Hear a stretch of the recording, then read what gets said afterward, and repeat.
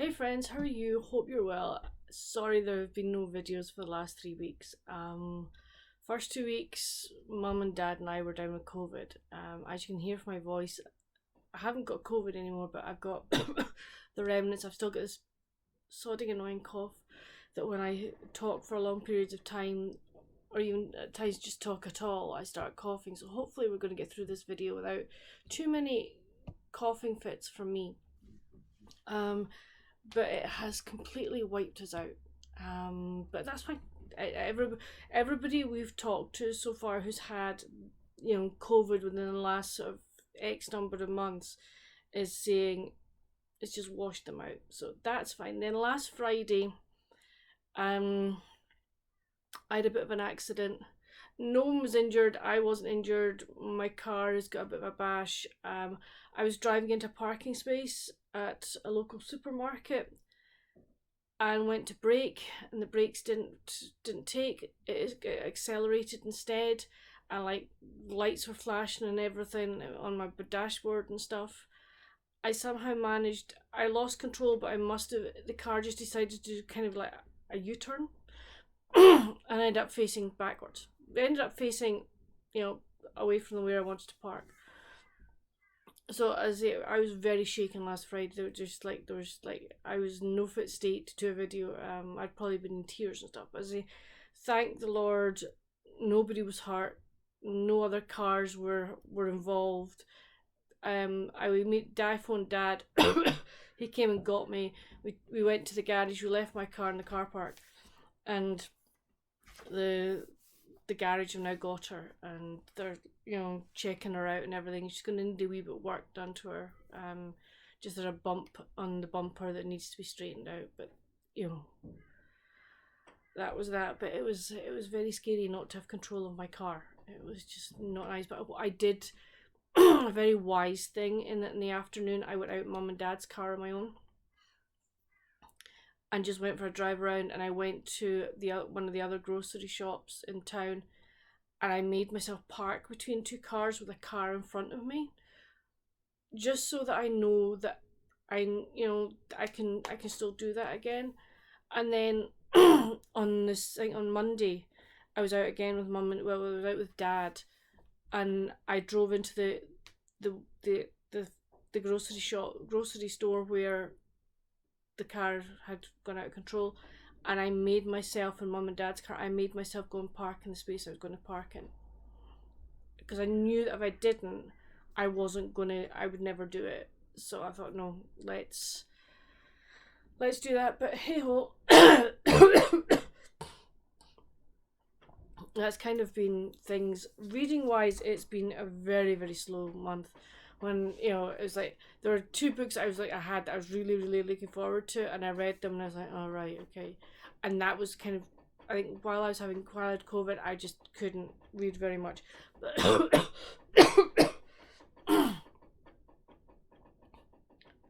Let's see if we can get through this, guys.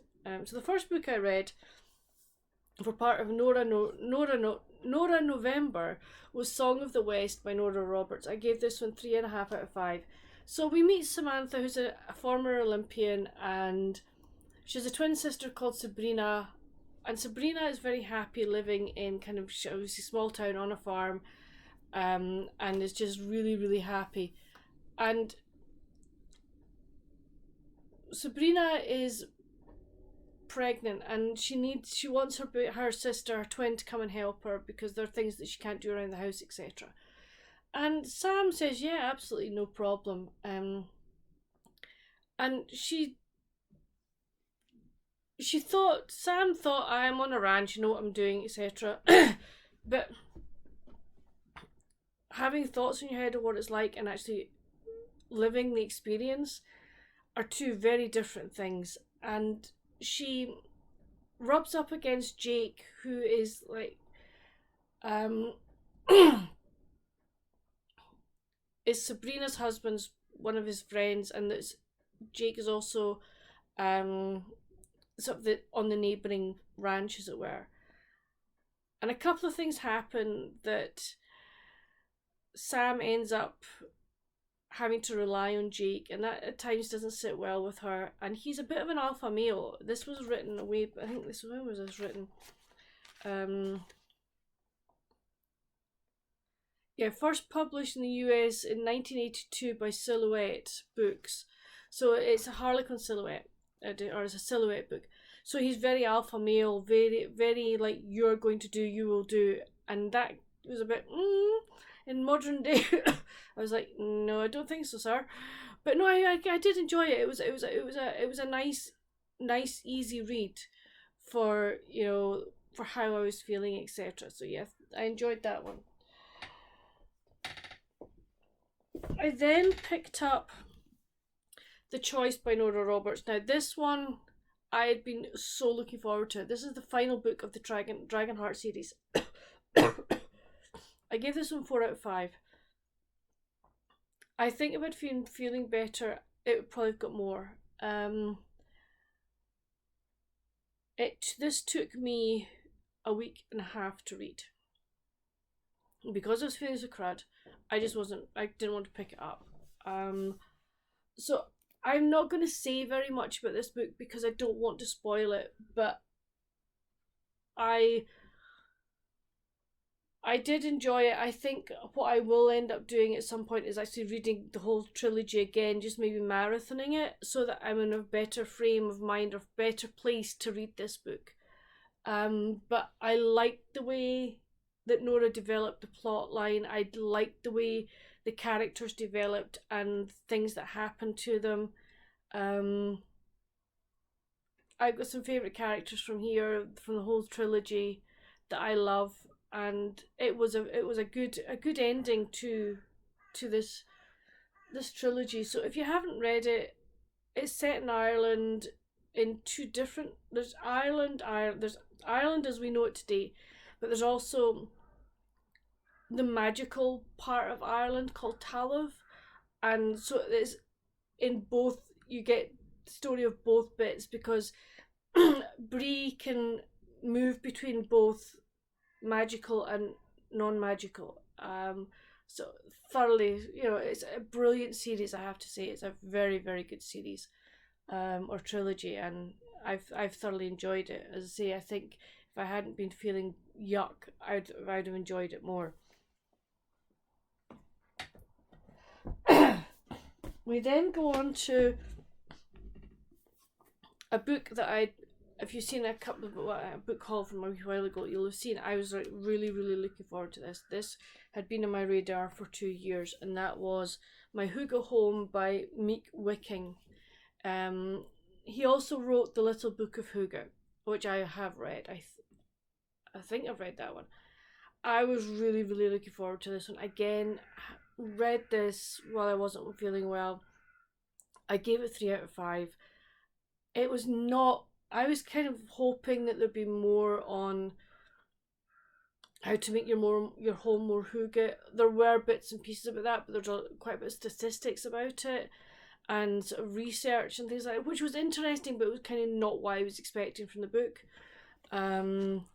So I mean, they're beautiful, some beautiful, beautiful photographs. I just happened to open it, that one, and I'm like, yes, please, just take me there. You know.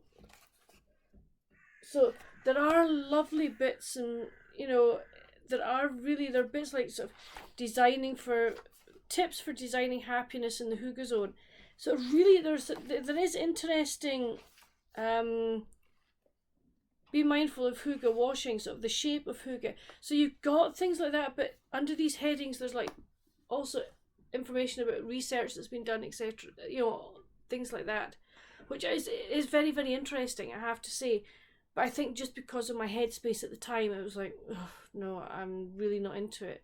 So whether I keep this one or whether I just sort of say now, okay, I've read it, we'll see. I haven't kind of totally made up my mind yet. I then read, excuse me, I haven't got it here. It should be around here somewhere. Hold on one sec. You can just admire the Christmas cushions.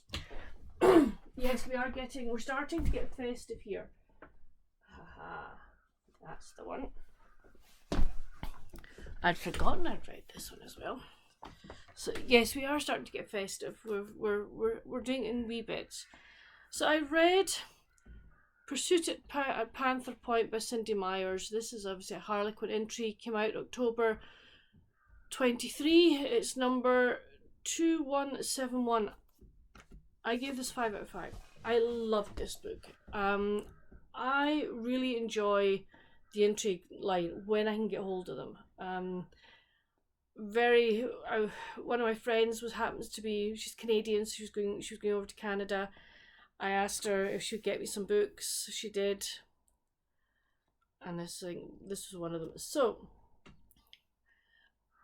I will just read you the synopsis. When he sees dog handler Anna Trent during a search and rescue mission, Deputy Lucas Malone is stunned. 2 years ago they met when she lost her husband on the same cancer ward where Lucas's girlfriend died. As Lucas now wonders about their mutual attraction, the case they're working turns into a murder investigation, and Anna becomes a target. Lucas was powerless to save his past love. Now he'll do whatever it takes to protect Anna. I loved this book. It was beautifully paced, great characters, a really, really interesting plotline. I did kind of think part of the way through, I wonder if it is, and I was correct in my assumption. But I thoroughly enjoyed this. This is part of the Eagle Mountain Critical Response series, and I will definitely be getting more from this series because I just really, really liked it. I liked the search and rescue aspect of it. I liked the fact that Anna was not quite 100% happy about certain things that happened, and in some ways went off on her own tangent to try and work out why, but always sort of made sure that Lucas knew what she had done or where she was, which was really, really nice. I liked the relationship, the interplay between them. I loved her, like Anna's dog was really good. So yeah, I really do. As I say, I'm very, very fond of the intrigue line. I do like it when I can get hold of it. I then read on my Kindle Fire Harmony House by Ruth Hay. I gave that one 4 out of 5. I enjoyed this one. So we meet two. I'm not going to call them elderly because they weren't elderly. I would say they were late middle-aged. Okay, and they know that maybe their time of living independently is possibly coming to an end, or will be. So they're planning for the future, and they've been around, their friends, they've been around various assisted living facilities, etc., and there is nothing there that meets their needs. So they decide, right, we're going to find some other ladies who are in the same position as us, and between all of us, we will buy a house that we will have adapted to all of our needs, or what our possible needs could be in the future. So they put out a couple of adverts, and various ladies sort of phone and make inquiries and say they want to come to the first meeting. And it's the story of how these ladies, they decide which ladies that come to the meetings, which one are actually going to be the ones that will actually end up in the house with them. How these other ladies, how they all mix together and gel and look out for each other, help each other, because some of them have to sell their houses, some of them have to, make some other difficult decisions. It was really nicely done. I loved it. It was as I say, it got 4 out of 5. I thoroughly enjoyed it. It is the beginning of a series. I probably will continue with the series, but not at the moment. I have other books that I want to read, but I know I've got it here that I can continue on with this series, so that will be really, really nice. Part of me was saying to a friend about it, I don't know, is it going to end up being one of these that I'm going to end up reading about their demise, and I don't really know that I want to do that, if that makes sense. I don't know. We will see. It's a possibility that it'll be a carry on. So that's a nice thing to do. I then read Beach Home Beginning by Ellen Joy. Again, this was a Kindle book. I started to try and read some of my Kindle books, which is good. I gave this one 4 out of 5. Again, so along the same premise. This lady she's a widower, and is she a widower or is she a divorcee? I think she's a widower, and her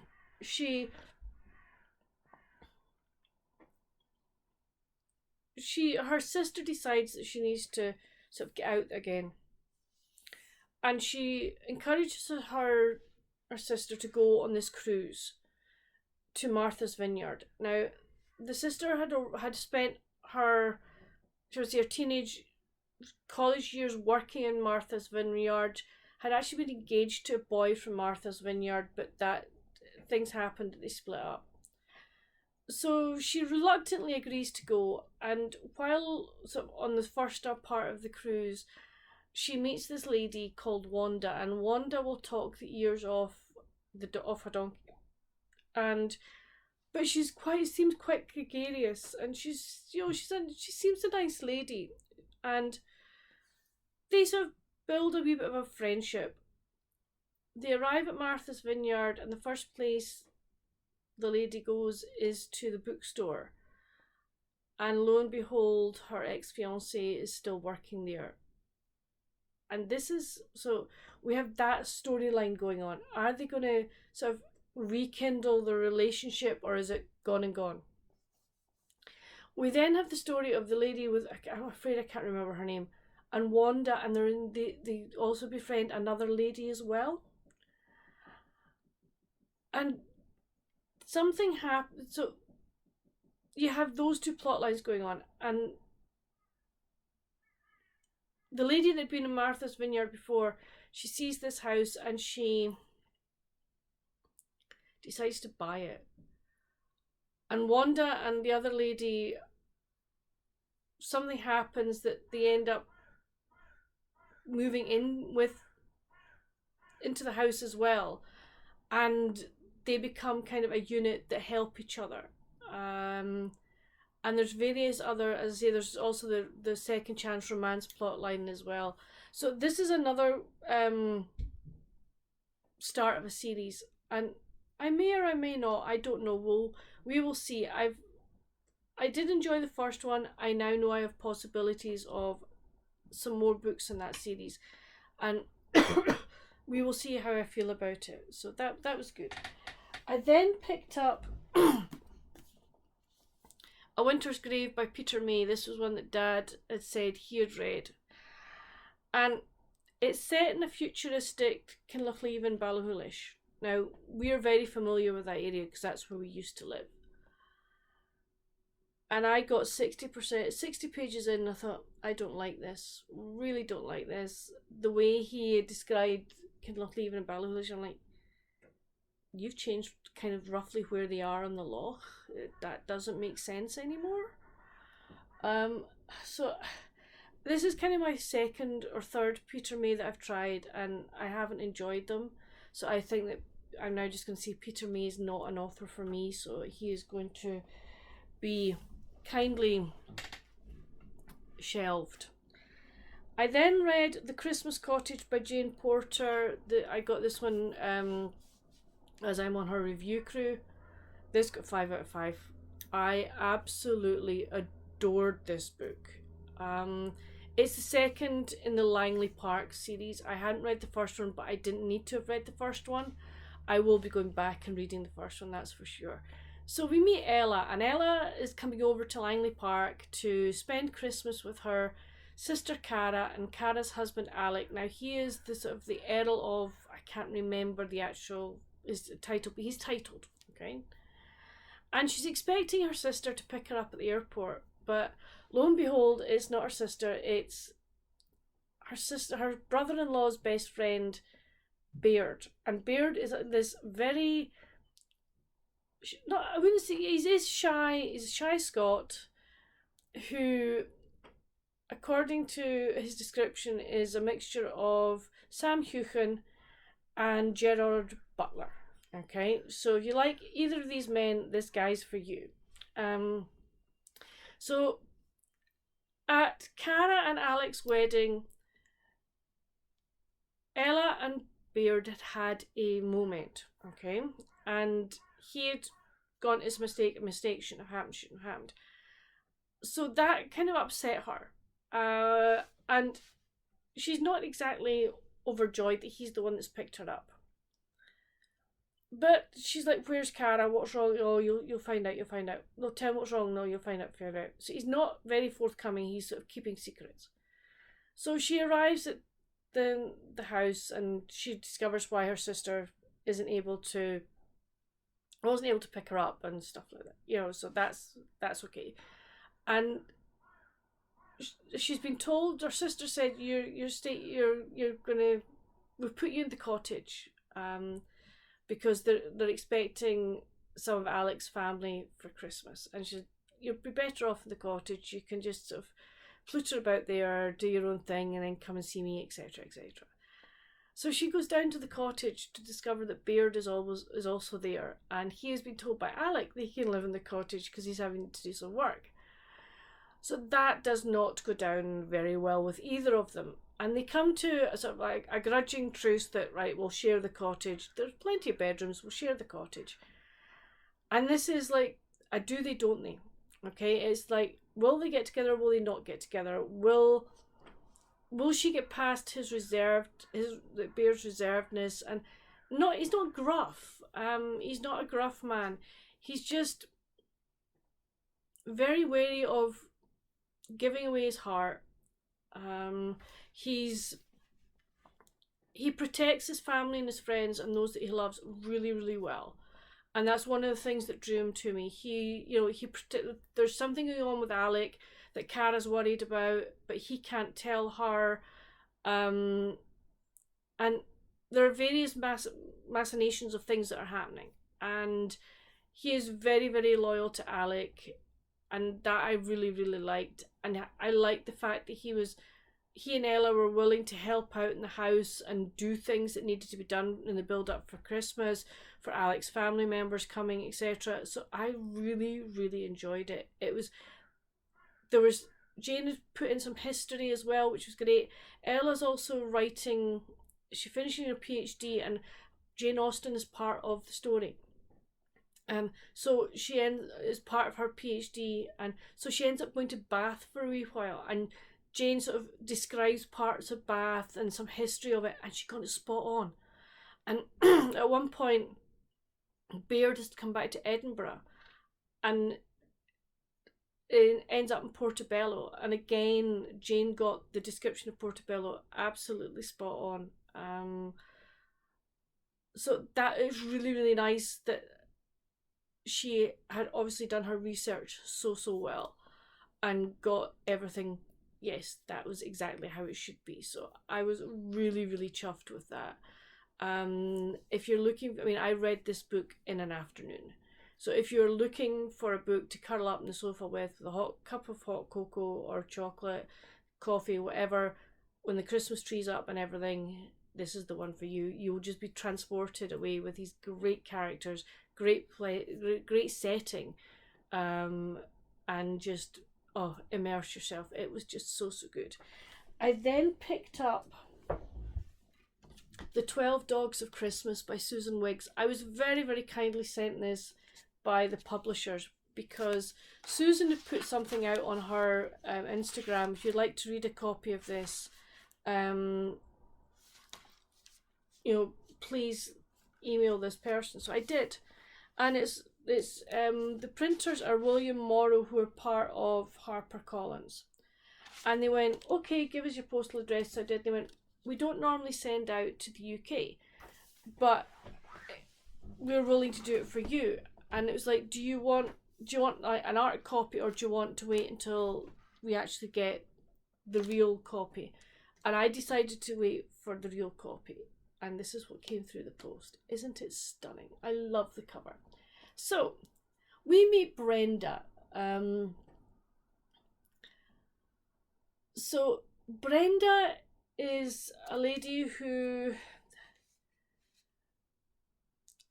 split with her husband the year before at Christmas because something happened to their pet dog, and she discovered something about her husband that she didn't know.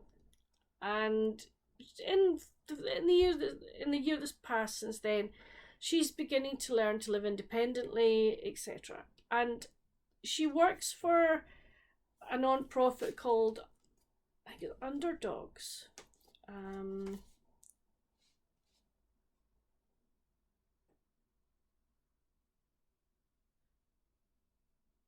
sure it's called Underdogs. Anyway, I'll tell you in 1 minute.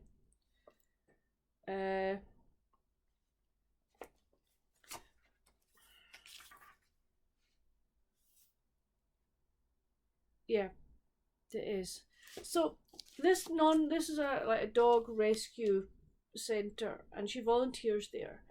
And every Christmas, a number of dogs are taken to Avalon, where they've been paired with their new families. Like, so her part of her process is Brenda helps pair up the dogs with the families. Basically, she deals with all the applications, etc.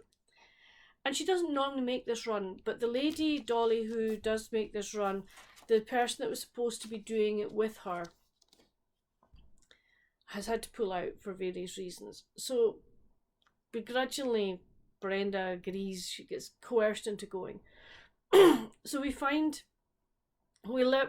sort of follow them on their journey up from Houston, Texas, all the way up. And Dolly is this gregarious, fun-loving, Christmas-loving woman who will do anything for anybody, basically. And her sister lives in Avalon, and she's staying there for the festive season. She's part of this sort of town community. She's in this town play and everything like this. And on the way up, she gets Brenda to help her rehearse her lines and everything. But something happens just outside of Avalon that kind of throws a spanner in the works, and also brings Adam Bellamy into Brenda's life. And she's staying with his. She will be staying with his mother, but something happens also to Dolly that means that Dolly can't help with the rehoming process. So Adam steps in. And the more time that Adam and Brenda spend together, the more they like each other. But she's like, well, I live down in Houston, you're here, it'll never work, etc., etc. But maybe Christmas time, it will work. That things will change. And she will become the person, or not become the person, but she'll maybe make changes that are better for her than being where she is at the moment.